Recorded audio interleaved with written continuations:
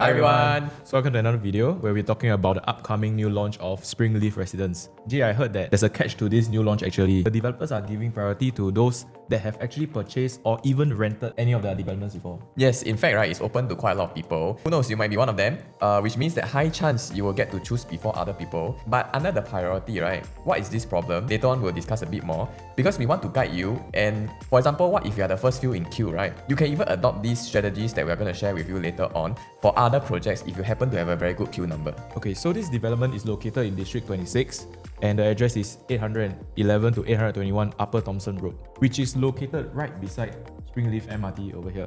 Travelling is definitely very convenient with the Thomson East Coast Line being just 2 minutes sheltered MRT walk away from the development itself. And also with the ongoing construction of the North-South Corridor Expressway, travelling down to CBD from this northern area would be definitely much faster than before. And as you can see from the map itself, Springleaf Residences is actually surrounded by many greenery, so you will get to enjoy great views of the forest and the nature. In terms of lifestyle options, we have Causeway Point, being just 2 MRT stops away, which is at Woodlands, Thomson Plaza, which is 4 MRT stops away, and the upcoming Lentor Modern, which is only 1 MRT stop away. All these will actually give you many food options, and also not forgetting all the eateries that are very popular along the Springleaf end as well as Upper Thomson Road. Now let's take a look at the current future development plans of this Springleaf estate. So as you can see, there is actually scarcity of land plots with only 2 private condo plots, one being for Springleaf Residences. But it is not surprising as the area around here is considered quite conservative after all. And with Springleaf being the first development here, we will later explain why it gives you first mover advantage. Hey Daryl, actually, right, many people will feel that this place is like kind of ulu lah. So do you think government will invest building an MRT infrastructure if there isn't any possibility of building other houses here as well? I don't think so leh. Why would they waste so much time and effort into planning to put an MRT here if they don't have any future plans? Makes sense. Now let's take a look at this stretch of developments which is along the 𝒊𝒐𝒒𝒅𝒂𝒑𝒐𝒄𝒆 MRT. This would explain why we feel that there will be first mover advantage, which is because when you look at the average gains over here for waterfront waves, it is actually at 159% as compared to water aisles at only 55.8%. Just because waterfront aisle is actually the last development to be launched around this area, whereas compared to waterfront, which is the first one. Actually, I also have another concern lingering at the back of my head, which is Springleaf being right beside the SLE Expressway. Jay, do you think this will be a problem? I think that it's a common fear that many people will have because, you know, it can be very noisy and you have all this pollution coming from the cars. But let us just show you a case study of properties that are located near to expressways. How did they perform eventually when they sell in the resale market? So let's take a look at this development called Penrose. This is along the PIE Expressway as well. And you can see, right, the stacks along here facing the expressway. Stacks 8, 9, 1, 2, 17, 18, 10, and 11, right? When it comes to their transactions, you can see that based on the stacks over here, in fact, they say that the sound travel upwards, right? Be it high floor or low floor, you can see that they still enjoy substantial amount of profits when they sell in the resale market. The analyzed gains here are pretty decent as well. So I think most important here is, whether are we able to choose this unit at the right pricing? Because later on when we discuss about the difference in terms of the premium when it comes to the facing and to the layout, then we will factor all this into consideration to determine whether is expressway facing, what kind of pricing should we be paying for, and as well as for internal facing. Let's not be sidetracked by the fact that, this development may be facing the expressway. Even though it's facing internal or even though it's facing the pool, what is the right price to pay? I think that's the most important thing that we should have answers to later on. Now let's talk more about the development itself. So this is developed by Coco Land Limited and Hong Leong Holdings. Actually, both of these developers have common roots in the Hong Leong group and they frequently collaborate on property projects. So we know that they actually work well together. And here are just some of the well-known projects such as the Coco Tower and the Hong Leong Building. Lentor Modern, 1 MRT stop away I mentioned earlier, and the renowned St. Regis Hotel. So their proven and reputable track record will ensure excellence for Springleaf Residences. Looking at the project details, there's a total of 941 units, with 909 units across the 5 blocks and 32 units at the conserved building. Actually, what do you mean by a conserved building, Daryl? So yes, you heard me right. The former Nee-Soon Post Office, a heritage landmark recognized for its historical importance in the area. So this building will be thoughtfully integrated to the development, which preserves a tangible link to Springleaf's rich past while enhancing the estate's unique character. And there's a total of 759 car park lots, which is quite a lot for a development that is right beside an MRT. And with the abundance of nature and parks nearby, the developer also ensured ample space for bicycle lots with 236 as well. In terms of the unit mix, we have 5 blocks over here, ranging from 2 to 5 bedrooms. And coming on to the conserved building that is in the development, this ranges from 1 to 3 bedrooms. Majority of this development will be the 3-bedders, which adds up to 384 units here, including the ones at the conserved building, followed by the 2-bedders at 340 units, and only 8 1-bedders. Hence, I expect the demand mostly from families for own stay for this development. With the large greenery around the area, we must definitely focus on the landscaping and views that this development would actually offer. So as you can see from this slide, every single unit in the development would enjoy pretty decent views, regardless of whatever facing your unit is. So if you notice, most of the units are actually a little bit slanted, which in this case, we assume is for privacy purposes, where it wouldn't be easy for other people to look into your unit directly. So based on the views that you will get from within the unit, right? For example, those facing the south, besides the expressway here, we would be facing a very nice greenery view, as well as towards the northwest area. This can even overlook up till 𝒊𝒓𝒂𝒑𝒐𝒓𝒆 Nature Reserve and 𝒊𝒓𝒂𝒂𝒐𝒓𝒆 Reservoir. And in within the development itself, you can see that the landscaping is done up very nicely by the developers, as well as this open field over here. This slide here shows you the overall facade of the development, and remember about this conserved building as we mentioned earlier. This is actually a 4-story block over here. And one thing that might have caught your attention would be these greeneries over at these buildings, which we will elaborate more to you later. And as you can see, right, the walkway towards Springleaf MRT is indeed sheltered. Hence, it will be very convenient, even if it's raining or it's very sunny. So essentially, let's say if my workplace or what's not is sheltered, I don't even have to bring umbrella out as well. And that is one of the factors some of our people actually look at when we're choosing properties even near to MRT. So here are more artist impressions of the development, and what I want to focus on will actually be this one over here, which is the conserved building on the top left. As you may be thinking that a conserved building may mean it's very dirty or old, but actually the developers would revamp the entire building, hence make it still look very modern and resort-like. So zooming into the site plan, as you can already tell, the developer has allocated a lot of space for landscaping and facilities, which is actually about 77% of the entire land plot. Hence, you still get to enjoy this very big field, even though you still have your swimming pools, tennis court, and even a small half basketball court over here.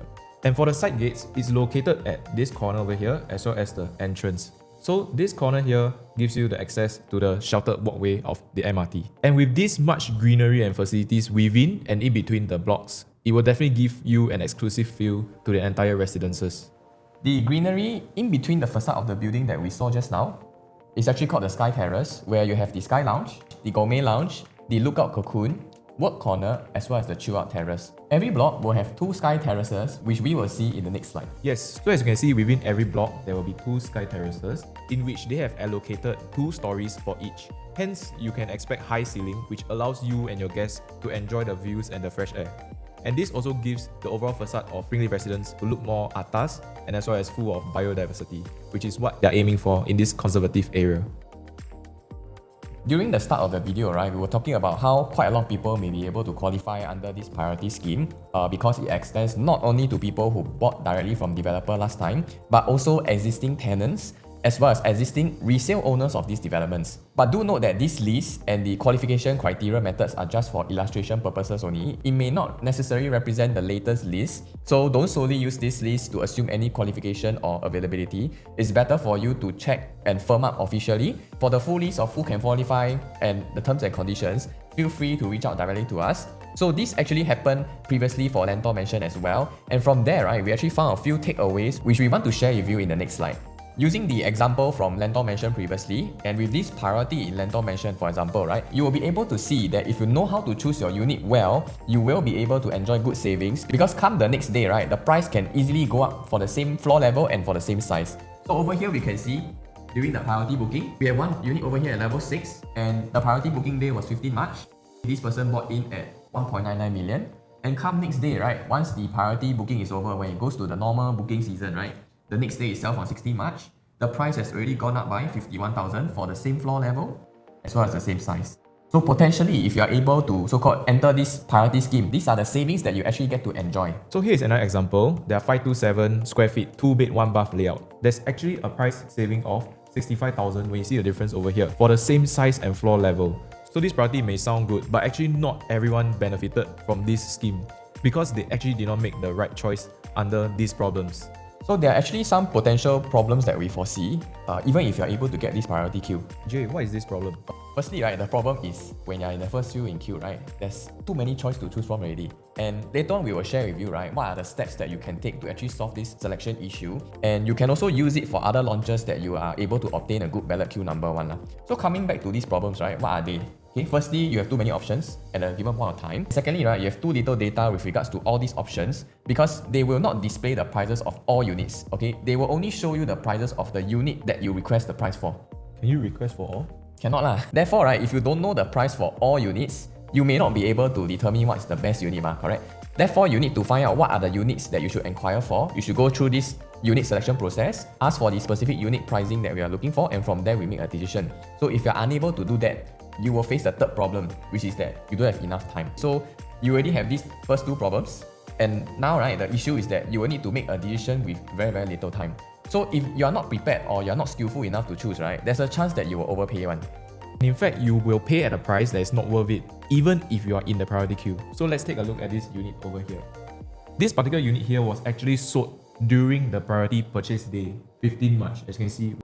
And we take note that this is also a 527 square feet, 2 bed, 1 bath. And how much was the price paid? 2366 PSF. It is 80,000 more as compared to this one, which is the same size. So therefore, it is very important to have a clear head and have proper planning in place to avoid such expensive mistakes. And in fact, if you compare the priority queue one with this, which is non-priority queue, they still paid $24,000 more compared to them.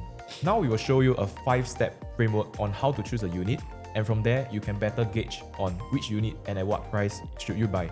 As mentioned just now, this is not only for priority queue, but can also for the other projects where you are the first few lucky ones in the queue order. So step 1, right, you should know more or less your budget already before you even view the show flat lah. And for people who think that, hey, you want to go to the show flat first, and then after you see the show flat, if you like, then you come and work on your finances and timeline, right? I can tell you that if you are currently owning another property, there's a very, very high chance you go and see the show flat. After that, you cannot buy one because the timeline, right, is too tight for you to sell the house and to transit to the new launch here.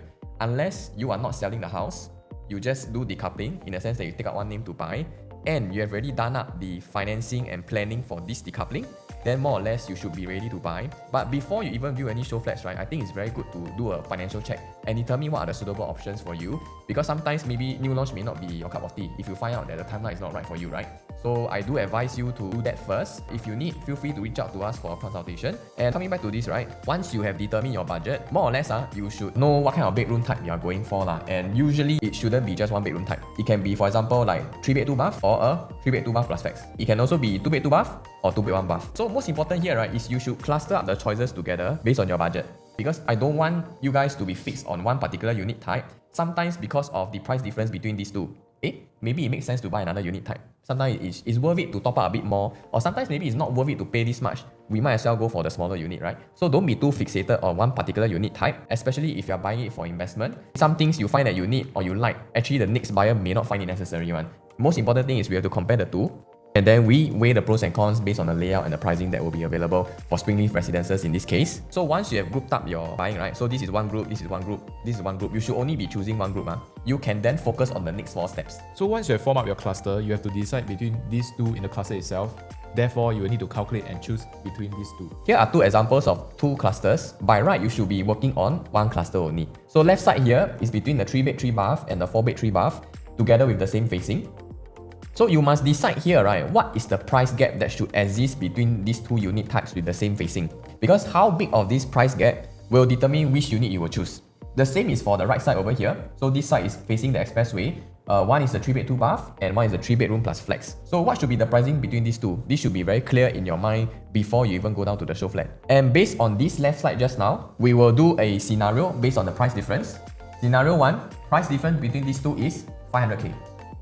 So the size difference between these two, the 4 bed 3 bath at 1227 square feet and the 3 bed 3 bath at 1023 square feet.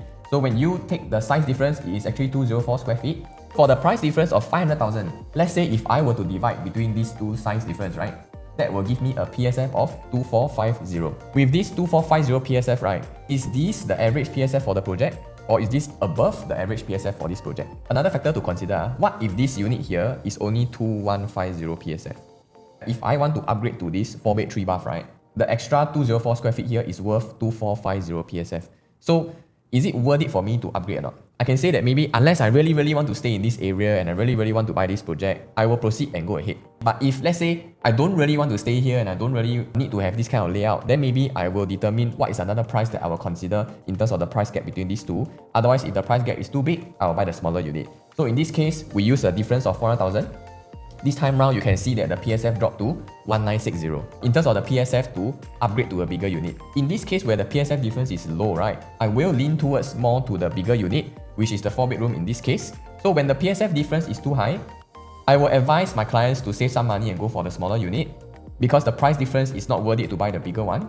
But if the PSF difference is very low, then is it worth it to top up a bit more or not? Okay, and secondly, whether at this price point in terms of the quantum, is it affordable to the next buyer and do people want to buy this quantum or not? That we have to discuss again with our clients. So based on step 2, after comparing the cluster which Jay explained just now, let's say the price difference in this case scenario is too big. We will go for the 3-bed, 3-bath rather than the 4-bed.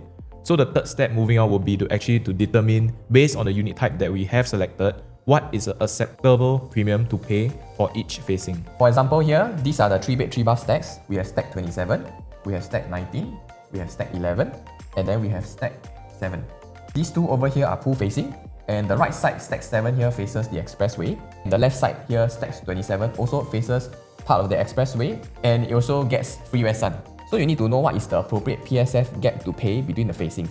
For example, just give you an example, pool view versus expressway facing. Typically, the gap will be 2% to 3% higher for the pool view facing compared to the expressway facing. So let's say in this case, if the price difference in terms of the PSF is more than 3%, then this one will seem like more expensive already. So I will go for the expressway facing. If this price gap is less than 2.5%, I will seriously consider going for the pool view unit. Also, the left side stacks 27 over here, right? In addition to the expressway facing, it also has west sun. So maybe we can add an additional 0.5% to 1% extra in terms of the gap of the PSF. And all these are just examples. We really have to sit down and discuss our strategies about what is a decent PSF gap to have for the different unit types and the facing as well in different locations. For example, you have to determine the expressway facing is the most worth it to buy. For step 4, with this same facing and unit type, I will compare both layout to see which one is more worth it. Let's say I prefer this 1076 square feet layout C8.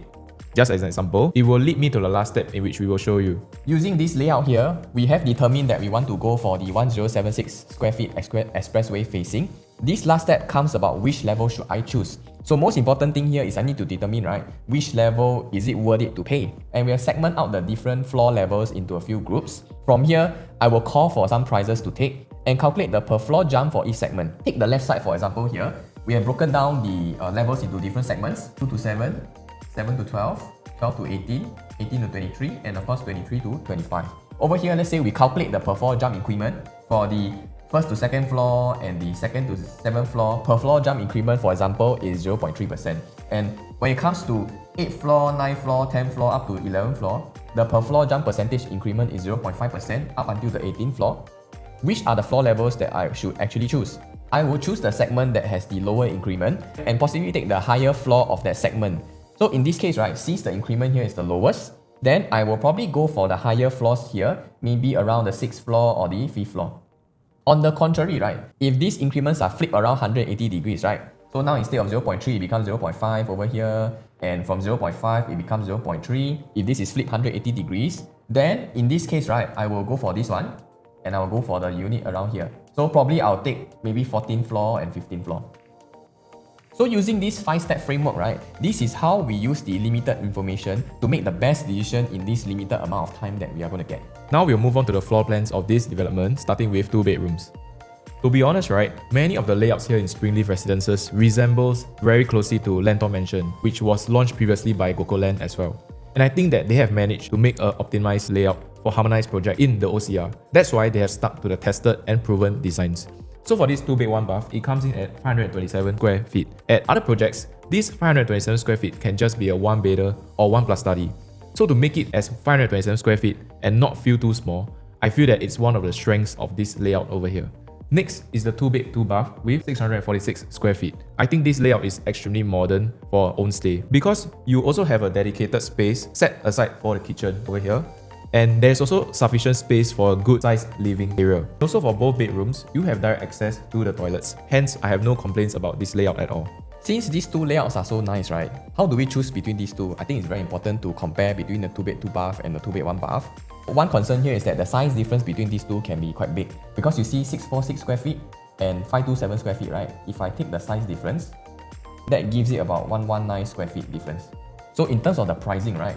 119 square feet, I multiply by 2001 PSF, that could be a price difference of about 249,000, almost 250,000 already. So is it worth it to pay extra 250,000 to upgrade to a 2-bed 2-bath or not? So that's why we are doing this list to see whether is it worth it to pay this extra money. Based on their differences for the 2-bed 2-bath versus the 2-bed 1-bath, firstly, the width over here is 2.8, while the one for the 2-bed 2-bath is 3 meters. So not only you get a more spacious living area, you also get a wider dining area, as you can see here. Dining table here can sit 4 chairs, but over for the 2-bed 2-bath, you can see that there are actually 6 chair placements here. So I can see from the floor plan that this area is actually bigger as well. Not only that, their kitchen is also wider for the 2-bed 2-bath. And over at this side, I consider it semi-enclosable as well. Probably we can just install a glass over here to keep up the fumes from going out. Lastly, right, the facing of the 1-bath is generally facing the expressway. So you can see here a lot of them are actually facing the expressway compared to the 2-bed 2-bath where you get more selection of choices that are not facing the expressway, and in fact most of them are internal facing or the green facing. Lastly, right, don't forget that this is a 2-bed 2-bath. So we actually have one more toilet compared to the 2-bed 1-bath. So all these things add up together. I do feel that generally if it's an extra 200,000 to 260,000, I can consider. But if this price gap is much bigger, right, then I will have to go for the 1-bath instead. Moving on to our compact 3-bed 2-bath, we have 786 and 818 square feet. Both are also super similar to Lentor Mansion as well. So we have the dumbbell layout coming in at 786 square feet. It's extremely efficient and similar to the 2-bed 2-bath which we saw just now. And in fact, the size difference between the 2-bed 1-bath and 2-bed 2-bath is 119 square feet. And the 2-bed 2-bath versus this 3-bed 2-bath, the size difference is 140 square feet. So very similar size increase, in which I'm very inclined to see this as more like a 2-bed plus study because the layout is also very similar to the 2-bath. And furthermore, this layout will look different from the other 3 bedrooms already. This is the other 3-bedroom compact that we have at 818 square feet. It's a corner unit. Therefore, it comes with windows in the kitchen as well as in the bathrooms, which is very good to have. And also, it has a privacy nook here. Everything that you get, all these, right, they're actually able to keep it within 818 square feet, which is very good and ideal. But Jay, this one both face expressway. I can totally understand because you may find that it will be very noisy staying in this unit, but ultimately, right, I think when we buy the different layouts and we measure up the pricing, right, most important is that we have to be able to identify who will be the eventual buyer of this unit. Because now you're buying it as a new launch, but we have to be able to foresee, next time when I sell in the resale market, because that's where you encash your profits, right? We have to be able to identify that buyer instead, so that we will feel safe knowing that we choose the right kind of units to attract them. So for this layout, right, I kind of know who is my exit audience already. Can I ask you, right, Daryl, when you are at home, right, you turn on aircon or you turn on fan, right? Usually I cannot tahan the heat, so I turn the aircon. Right. In fact, actually, in a lot of our younger generations, we like to use the aircon instead of the fan, even though we say waste electricity, but we're so used to working in an aircon environment that even at home, we want to turn on the aircon, and it's so common within us already, right? So the reason why I'm asking you this is because when we turn on the aircon, we need to close the window, correct? So when we close the window, if they build this thing well, which I believe so, likely, right, when they close the window, you cannot hear the sound from the expressway already. Yeah, so people who are affected by the expressway facing are those that actually open up their windows and use the fan, or use the ventilation, right? But for those people who already use aircon, they're already going to close the window in the first place. So it doesn't really matter to them about the sound because it's not going to affect them if they build the windows nicely. And next come the food, right? Do we actually cook the food every day or not, Daryl? For me, not really. Usually you just eat outside or tapao. Even for food that we make ourselves, sometimes for convenience sake, we buy those food that are easily microwavable or air fryer. So to me, the kitchen is not 100% very important, but this one here at least has windows. So when I compare this layout with the next bigger size 904 square feet layout, right, you can see here, there's one difference in terms of the facing. Not all of the 904 square feet layout faces the greenery. Okay, but for this 818 square feet, I have the layout that faces the greenery.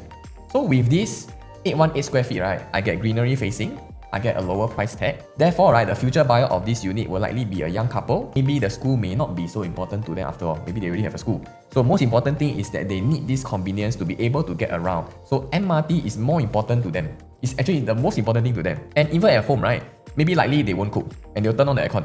So the key thing here is that when I package all this together, right,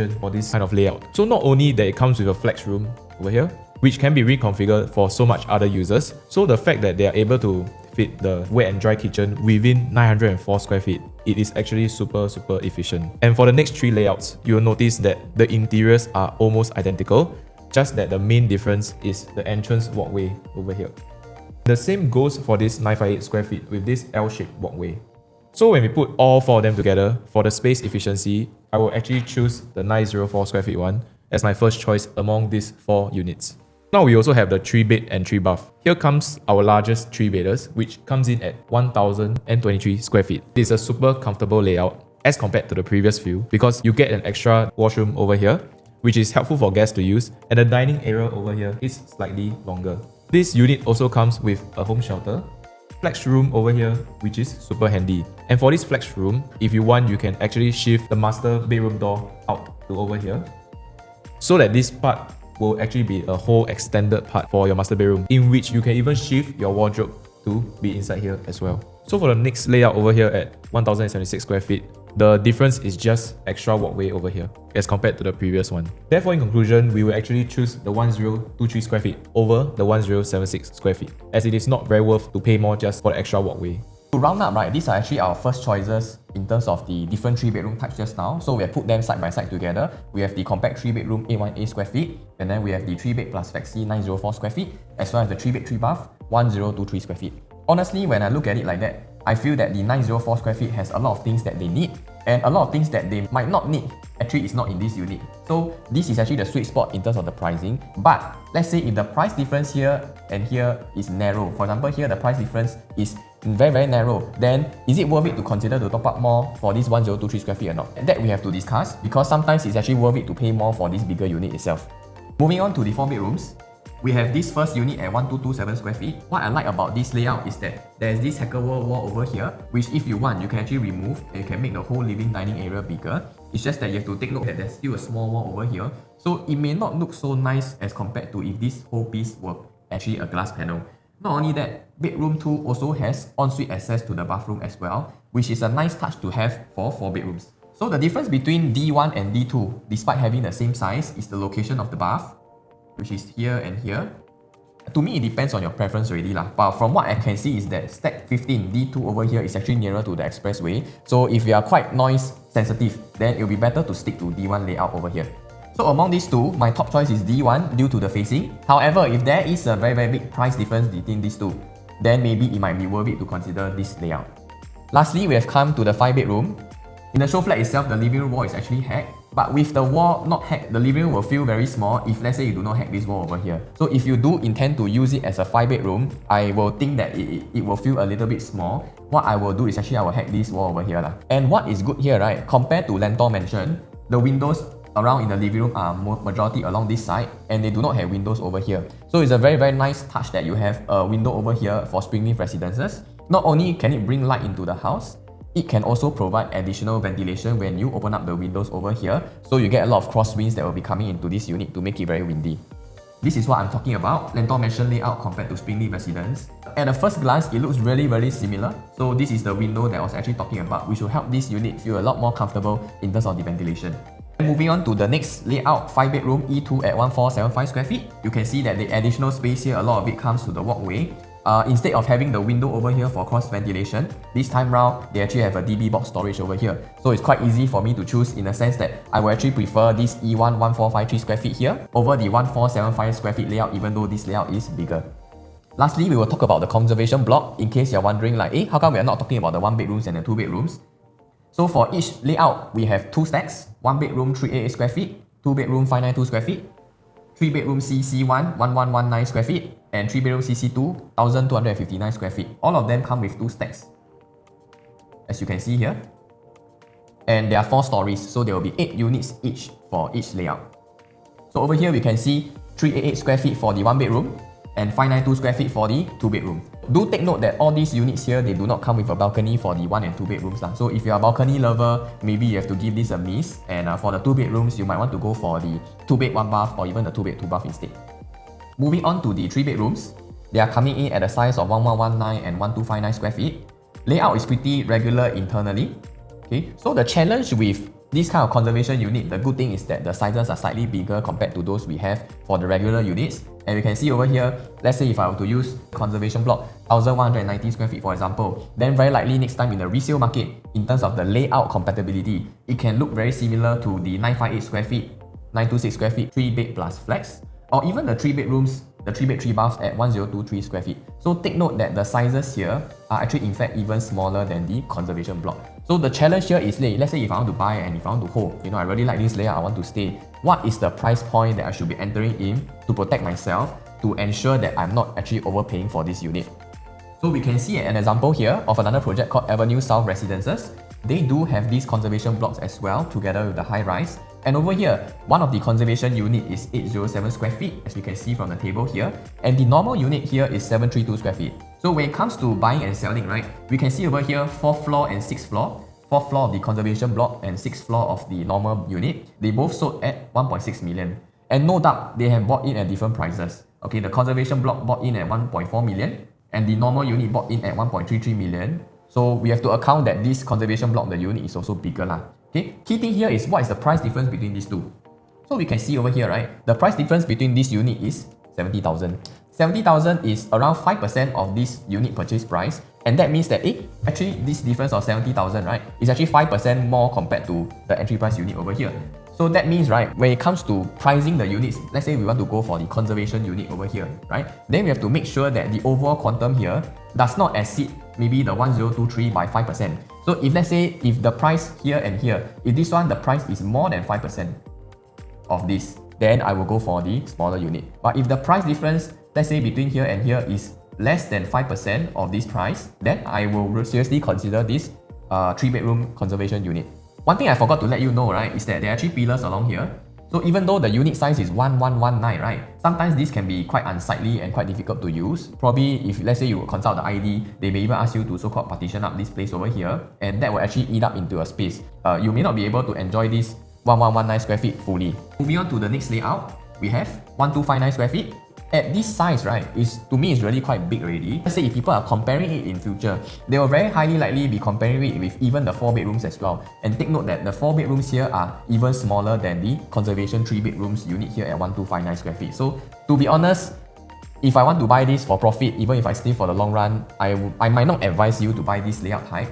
I think it will be safer saving 100 over square feet and going for this layout instead. And one last thing that I want to touch about here is that the 4 bedroom sizes here about 1227 square feet. Okay, so when we want to calculate whether is this price worth it to pay or not, sometimes we will even compare with the landed properties as well. So let's say if I use the size of 1227 multiplied by 2001 per square feet, we can see that it comes up to an overall quantum of about 2.576 million only. So I think that this is something that you can really consider going for a bigger unit here, because let's say if I want to buy a landed property nearby, that can easily cost up to 4 to 5 million. And the fact that they build layouts like this, for example, powder room, is really not common in the normal HDB estate. You will normally see this more in the landed estate, where they actually build the powder rooms in the living room of the landed property. So this is one layout that I think that you shouldn't be afraid of, because in terms of the efficiency and in terms of the price point, I think it really makes sense to go for one of these units. Furthermore, it's situated in the area where there's a lot of landed properties, not just in Springleaf, but also in the Upper Thomson area as well.